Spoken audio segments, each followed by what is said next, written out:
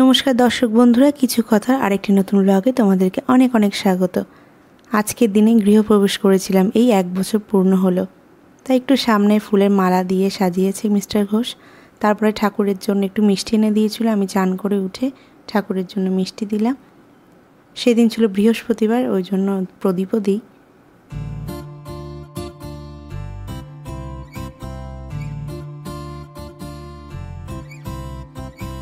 Mister Ghosh মিষ্টি এনে ও বেরিয়ে গিয়েছিল কাজে। তারপরে আমি চান টান করে দিয়েছি। তার একদিন পরেই ছিল শ্বশুরের মৃত্যুবার্ষিকী। তো আমার মেয়ে মালা দিয়েছে, মালা পরিয়ে দিয়েছে। ও দেবে বলছে, দাদাকে আমি মালা দেবো, তা দিয়েছে। মিষ্টি দিল, নমস্কার করলো, আর বলছে বারবার ওখানে দাঁড়িয়েছে, দাদা খাবে কিন্তু, দাদা খাবে কিন্তু।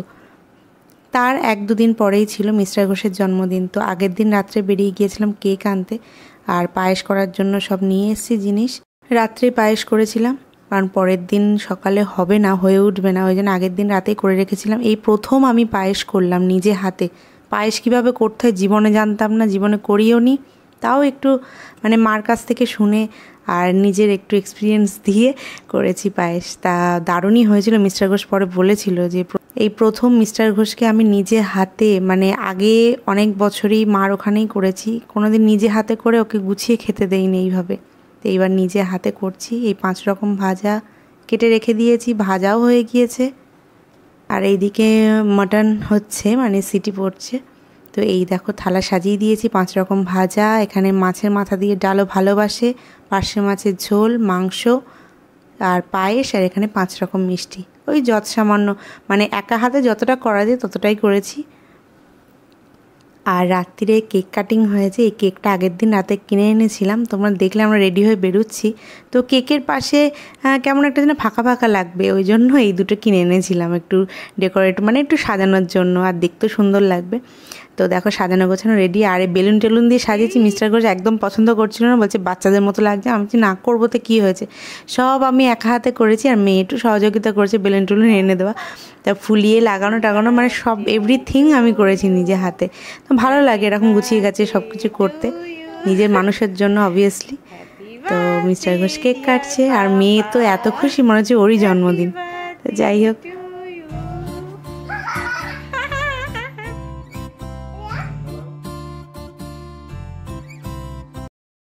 মিস্টার ঘোষের জন্মদিন ছিল ডিসেম্বর, আর এইটা হচ্ছে 31st নাইট। আমাদের ধান্যকুড়িয়াতেই কাটিয়েছি এই দিনটা। আমাদের হাই স্কুলের মাঠে এটা হয়, আগের বছরও হয়েছিল, অনুষ্ঠান হয়। তো সেখানেই আমরা গিয়েছিলাম। আর মেয়ে একদম দেখো শীতে একদম কাবু হয়ে গেছে। আর এইটা হচ্ছে আমার জন্মদিনের আগের দিন। বলেছিলাম না আগের ভিডিও যে একসাথে দুটো শেয়ার করব, তো এটা হচ্ছে জন্মদিনের আগের দিন।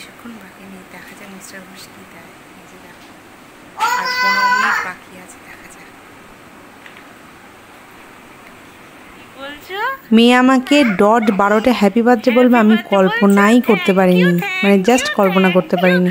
আমি শুধু বসে আছি যে কখন বলবে, ওর পাপা কখন আসবে। তো পাপা বাইরে ছিল। তো পাপা যে মনে মনে এত বড় একটা সারপ্রাইজ প্ল্যান করেছিল, আমি আন্দাজি ধরতেই পারিনি। আমি তো বসে বসে মন খারাপ করছিলাম যে দূর করলো না, 12টা বাজে, একটু উইশও করলো না। এই দেখো কি কাণ্ড, 12টা 2 তখন এসছে ঘরে, এসে বলছে ছেলেটা দিতে একটু লেট করে দিয়েছে, কারণ গেটে ধরেছিল, আমাদের এখানে সিকিউরিটি গার্ড থাকে, তো ওই জন্য লেট হয়ে গিয়েছে, না ডট 12টাই হতো। আমার মেয়ে তো কি খুশি, মনে হচ্ছে ওর জন্মদিনে কেক এসছে। আর আমি তো অবাকই হয়ে গেছি, ওইভাবে সারপ্রাইজ দেবে আমি কোনো দিন ভাবতে পারিনি, সত্যি কথা বলতে। তারপরে মা বাবাকে কল করা হলো, ভিডিও কল, মা বাপি সাথে ছিল, আর মা বাপিকে সাথে রেখেই কেকটা কাটিং হলো। আর তার সাথে আমাকে গিফট দিয়েছিল হচ্ছে স্মার্ট ওয়াচ। তো ওইটা আমাকে ও যখন কিনেছে ব্যাংককে, তখন আমাকে ও জানায়নি, ও কেনার পরে আমাকে ছবি পাঠিয়েছে যে এটা কিনেছি। তাই আমি ঠিক আছে কিনেছে যখন, আমার জন্মদিনে গিফট দিয়েছে। কেকের প্ল্যানিংটা আমার একদম আইডিয়াই ছিল না, কারণ ওইভাবে সারপ্রাইজ দেবো আমি ভাবতে পারিনি। এই যে মিস্টার ঘোষ আমার হাতে পরিয়ে দিচ্ছে। এখনও পর্যন্ত ঘড়ির সঠিক টাইমগুলো এখনও ঠিক করা হয়নি, কারণ ওটা ব্যাংককের টাইমই চলছে, এখনও পর্যন্ত ঠিক হয়নি। আমার ফোনের সাথেও কানেক্ট করে দেয়নি এখনও পর্যন্ত। তো যাই হোক, আমার কাছেই আছে স্মার্ট ওয়াচটা, দেখা যাক কবে কানেক্ট করে দেয়। আমারও মনে থাকছে না, ওরও মনে থাকছে না, এই হচ্ছে ব্যাপার। এই যে কেক কাটতে বসে গেছি, আমার মেয়ে তো বিশাল খুশি। আমার মেয়ে তো আগেই মানে কেক দেখে হাত দেওয়া শুরু করে দিয়েছে।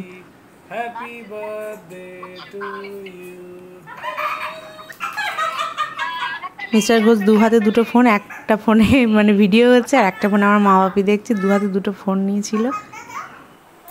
আমি মিস্টার ঘোষকে খাইয়ে দিলাম, মিস্টার ঘোষ আমাকে খাইয়ে দিলাম, মেয়ে তো খাচ্ছেই।